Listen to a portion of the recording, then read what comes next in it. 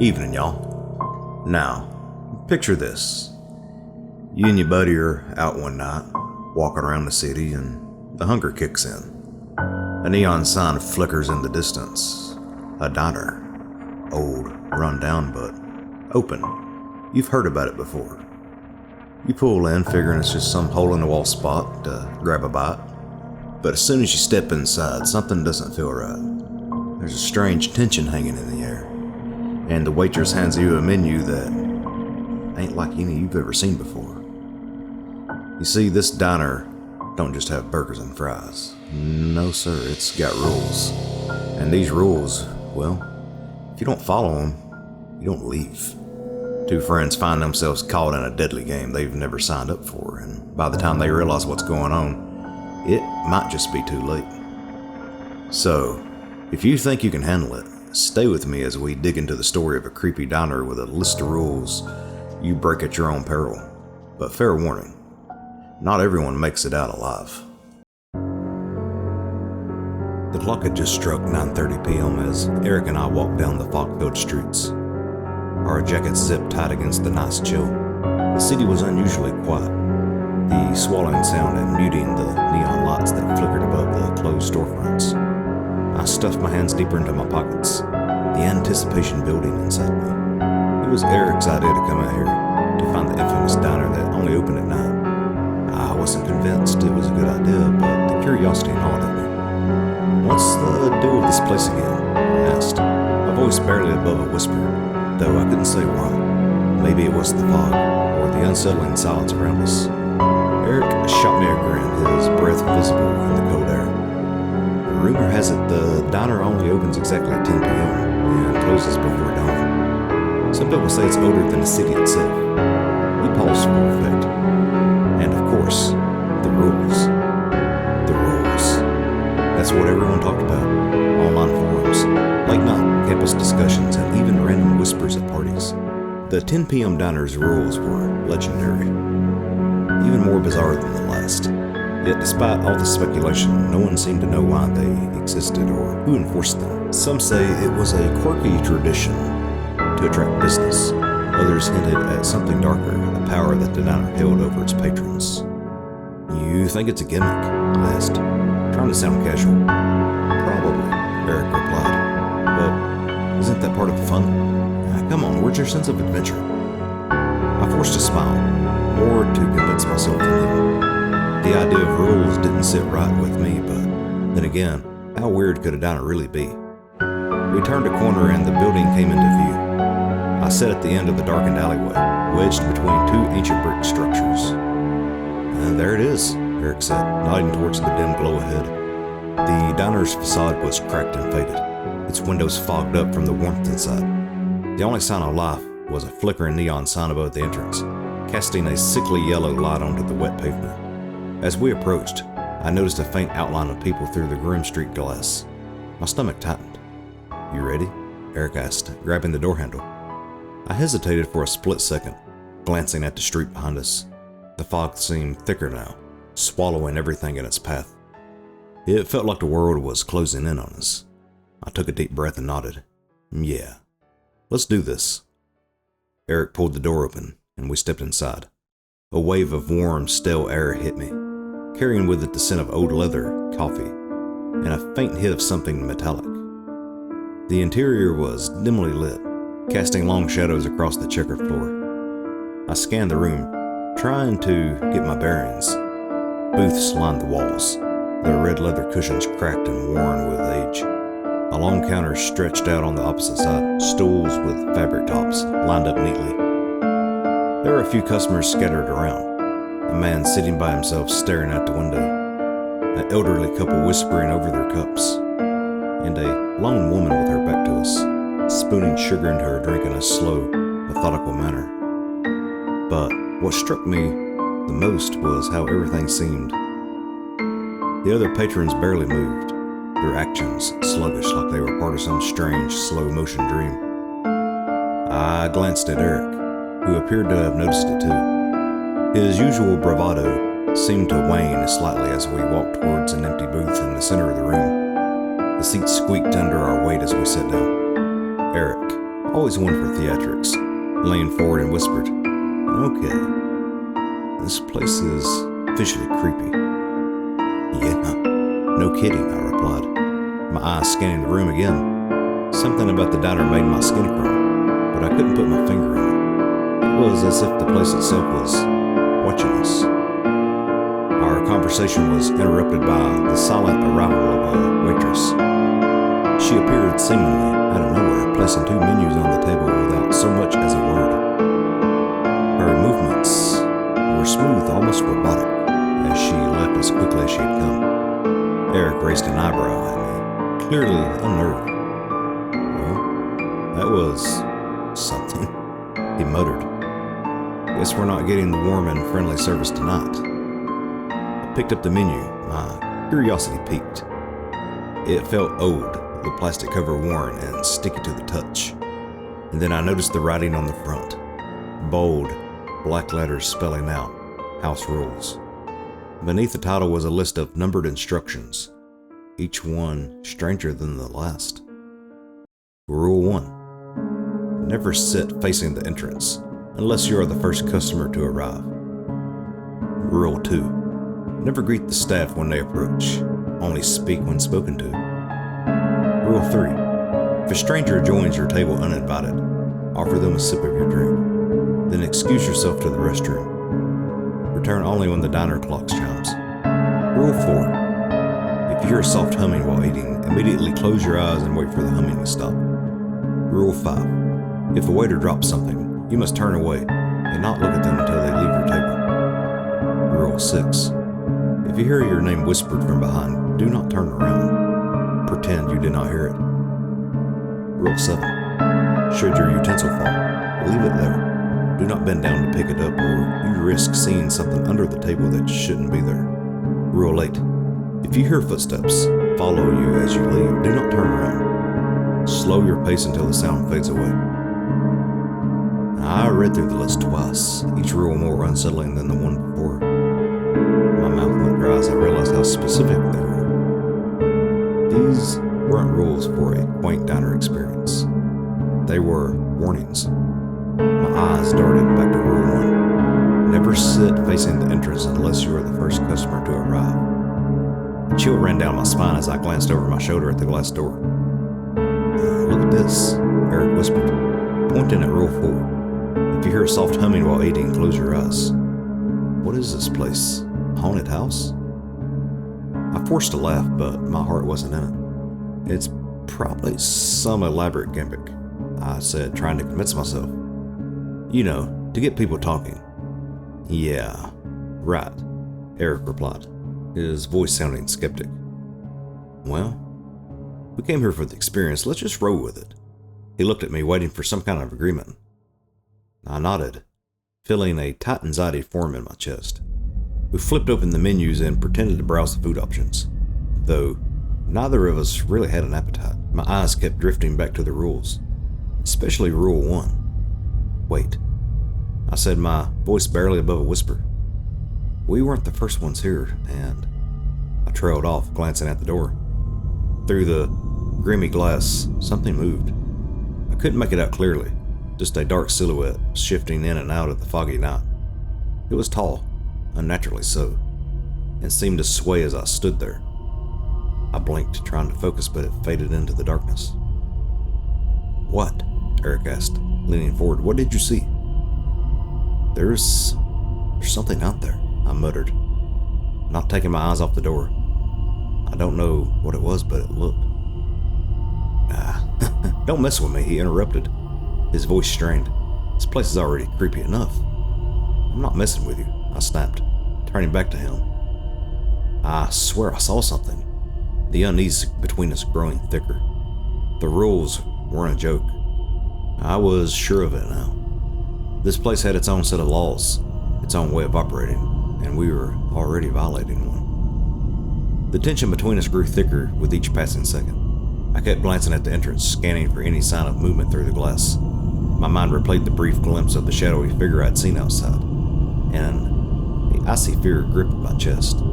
Eric shifted nervously across from me, tapping his fingers on the table. We sat there in silence, waiting. The waitress reappeared, sliding up to our table without a sound, her hollow eyes staring straight through us. My skin crawled at the sight of her. Remembering Rule 2, bit my tongue and stared at the menu in front of me, resisting the urge to greet her or even acknowledge her presence. Eric's eyes widened as if he had to force himself to stay quiet. After a long, unsettling pause, the waitress finally spoke, her voice monotone and distance. "What would you like to order?" She didn't ask it like a question, more like a command. The words felt cold and wrong, echoing strangely in the air around us. It was as if the sound didn't belong in this place. Eric coughed and glanced at me, seeking some form of validation.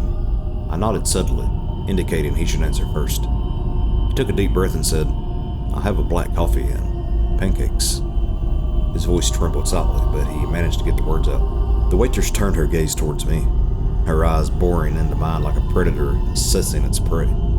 I swallowed hard, forcing myself to meet her eyes, for only a moment before I replied, "Same for me, please." She didn't react, didn't even blink. She just scribbled something onto her notepad and turned to leave. As she walked away, I felt an overwhelming sense of relief, as though a great weight had been lifted off my chest. I exhaled slowly, my heartbeat gradually returning to a more regular rhythm. "That was weird," Eric muttered, breaking the silence between us. "Did you see how she looked at us?" I nodded, rubbing my hands together to warm them. "Yeah, it's like she was judging us for even being here," I replied, keeping my voice low, and the way she spoke, it was like she didn't care what we ordered, almost like it didn't matter. We sat in silence for a few minutes, staring at each other, too afraid to voice the questions racing through our minds. We both knew something wasn't right. This place felt wrong, like it was bending reality in subtle ways, making us question our perceptions. After what felt like an eternity, the waitress returned with our orders. She placed the coffee cups and the plates in front of us with a meticulous precision, her movements almost robotic. "Enjoy your meal," she intoned before turning on her heel and drifting back to the shadows. "Did you hear that?" Eric whispered, leaning closer to me. She said, "Enjoy your meal." It's like she was forcing herself to say it. I nodded, my eyes locked on the steaming cup of coffee in front of me.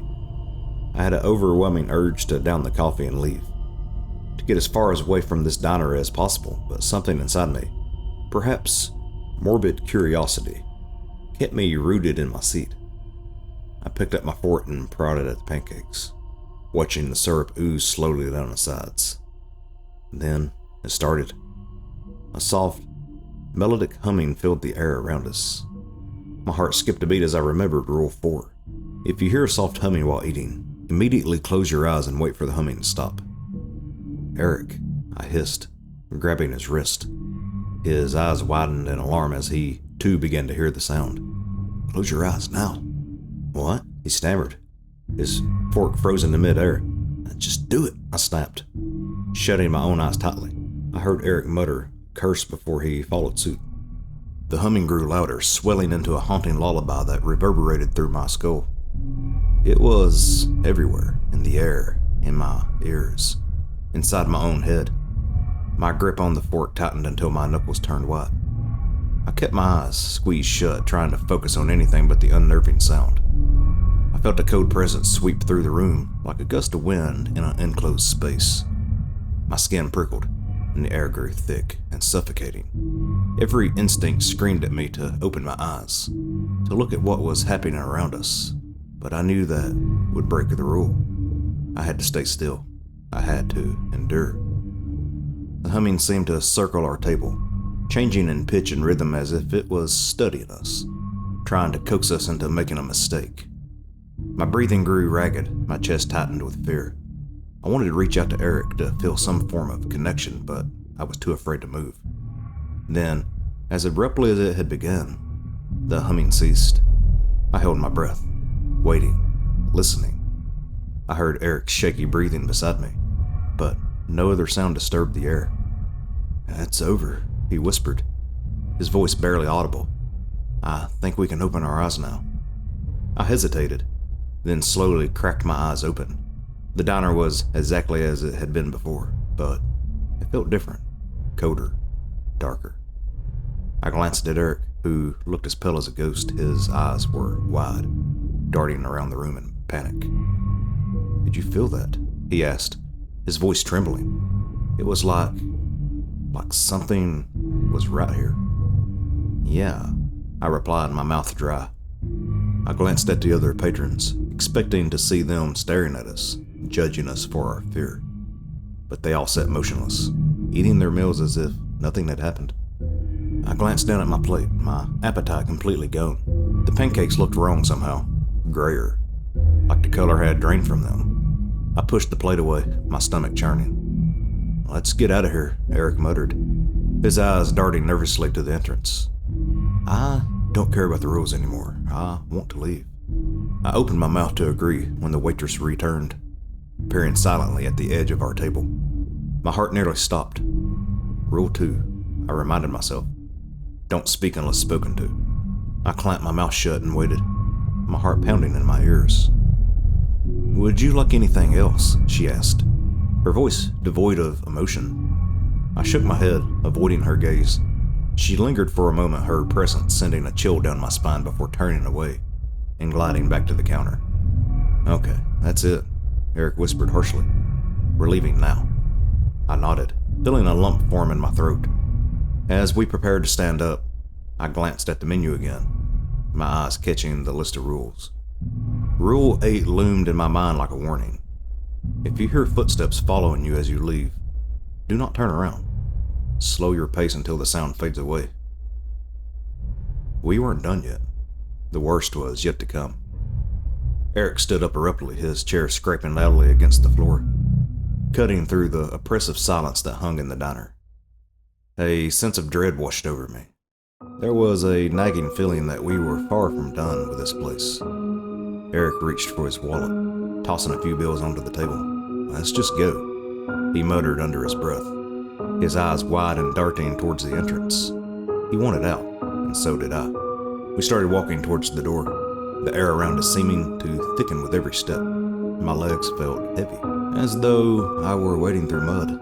The soft clinking of cutlery and hushed murmurs of the other patrons filled the space, but my senses were hyper-focused on our escape. Then, just as we were a few feet from the door, I heard it, the distinct scrape of a chair behind us. My heart dropped. Someone had joined our table. I glanced at Eric, whose face had gone ghostly white. "Oh no," he whispered, barely audible over the diner's eerie ambience. Rule 3. Slowly I turned back to look. There, sitting in my seat, was a tall, lanky figure. The man wore an old-fashioned suit, the kind you'd see in pictures from decades past, his head angled forward as if studying something invisible on our table. The room seemed to grow darker, colder, the air pressing down on my chest. My palms were slick with sweat, and I could feel my pulse pounding in my throat. I grabbed my cup of coffee, my hand trembling, and placed it in front of the stranger. "Here," I managed to say, my voice barely a whisper. "Have a sip." His hand moved in a slow, deliberate motions as he reached for the cup. His fingers were unnaturally long and thin, with skin that seemed almost translucent. He lifted the cup to his lips, taking a slow, deliberate sip. A chill crawled up my spine, and I fought the urge to look away. "Restroom," I croaked, nudging Eric. "We need to go." Eric nodded, his eyes locked on the stranger. We backed away from the table, careful not to break eye contact until we reached the restroom door. The moment we were inside, we both exhaled, as though we'd just come up for air after being submerged in dark water. "What the hell was that?" Eric rasped, clutching the edge of the sink. "Who was that guy?" "I don't know," I replied, my voice shaky. But we had to follow the rule. Now we wait until the clock chimes. Seconds felt like minutes as we stood there, listening to our own ragged breaths echoing in the tiny room. My mind raced, trying to process what had just happened. The air was stifling, pressing down on us as if the diner itself was alive, watching our every move. Then the cafe clock outside began to chime. 1, 2, 3 chimes. We exchanged a glance, swallowing the lump of fear lodged in our throats. It was time to return. As we stepped out of the restroom, we dared to approach the table. It was empty. The stranger was gone, leaving only our 2 cups and the uneaten plates of pancakes behind. I exhaled shakily, but my relief was short-lived. As we turned towards the entrance, something metallic clattered against the floor. I froze. My fork had fallen, clinking loudly as it hit the ground, spinning a few times before settling just under the table. I felt my heart leap into my throat. Rule 7. Should your utensil fall, leave it there. Do not bend down to pick it up, or you risk seeing something under the table that shouldn't be there. Leave it. I whispered urgently to Eric, who was staring wide-eyed at the fork. Don't look under the table. He nodded, but his eyes were wide with fear. I could feel the tension radiating off of him, his body rigid and tense. We were both aware of what Rule 7 warned us about, and yet the urge to look was almost unbearable, like an itch in the back of my mind that I couldn't scratch. Then we heard it, a soft, muffled sound coming from beneath the table. My blood ran cold. It was the faint, heart-wrenching sobs of a child, crying softly in the darkness beneath us. My stomach twisted violently, and I had to grip the edge of the table to keep from collapsing. Don't listen, I muttered through clenched teeth, my eyes fixed on a point far away. It's not real, just focus. Crying grew louder, more desperate, echoing in the small space of the diner. It was the kind of sound that clawed at your heart, demanding your attention. Tears welled up in my eyes, not from sadness, but from sheer terror. I squeezed my eyes shut, trying to drown out the noise, but the cries persisted, coming in waves of anguish and despair, each one stronger than the last. Eric shifted uncomfortably beside me. It's just a trick, he whispered, more to himself than me. We can't look. We can't. The cries turned into words, garbled and barely recognizable, but unmistakably pleading. Please help me. The voice tugged at the deepest recesses of my sympathy, igniting an instinct to look, to bend down, and see who or what was under there. I clenched my fist so tightly that my nails dug into my palms. It's not real, I repeated, my voice trembling. It's just trying to make us look. The crying continued, now mixed with small shuffling sounds like tiny feet dragging across the floor. My skin crawled, every nerve screaming for me to glance down and see what was beneath the table. I felt like I was losing my grip on reality, the line between what was real and what wasn't blurring under the pressure of the noise. Then, a tiny hand wrapped around the leg of my chair. I stiffened, my muscles locking up in paralyzing fear. It gripped tightly, almost urgently, as though begging me to help. My heart raced so fast I thought it might burst, my breath coming out in short, panicked gasps. Don't look, I hissed to Eric, fighting the urge to jump up and run. It's not real. The grip on my chair tightened, and the crying turned into a pitiful wail. My eyes burned from the effort of not looking down, of not acknowledging the nightmare unfolding beneath us. I could feel my sanity teetering on the edge, about to break. And then, as abruptly as it had started, it stopped. The hand released its grip, the crying faded into silence, and the air around us returned to its suffocating stillness. I dared to glance at Eric, who was pale and shaking, his eyes wide and haunted. Did you see that? He croaked, his voice barely above a whisper. I nodded, swallowing hard. Yeah, but we didn't look under the table. We followed the rule. He exhaled, shakily, his hand still gripping the edge of the table. Let's get out of here, he muttered, his voice strained. I can't take this anymore. Agreed, I replied, feeling a wave of nausea wash over me. We stood up slowly, careful not to glance under the table as we backed away. I couldn't help but notice that the rest of the diner continued on as if nothing had happened. The patron still eating, the waitress still standing behind the counter with her hollow stare.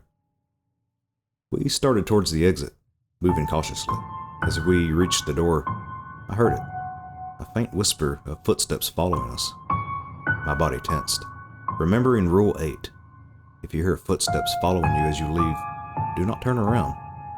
Slow your pace until the sound fades away. Don't turn around, I warned Eric, my voice strained. Just walk slowly. We moved forward, each step heavy with fear as the footsteps echoed behind us.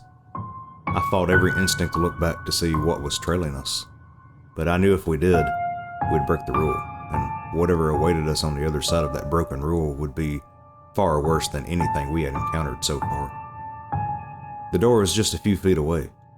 My hand reached out, grasping the cold handle, and I pushed it open. The footsteps stopped as we crossed the threshold into the foggy night. I turned to Eric, both of us breathing heavily, our faces pale and drawn. "Let's go," I muttered, my voice barely holding it together, "and never come back." We hurried down the street, the diner's oppressive aura fading behind us. Neither of us spoke, too afraid of what we might say, of what might still be lingering in the air around us. As we rounded the corner, I chanced a final glance back. The diner stood silent, its dim neon sign flickering in the fog. For a moment, I thought I saw a shadow at the window, staring out, watching us. I looked away and quickened my pace. Whatever had happened in there, I knew one thing for certain: we were never coming back.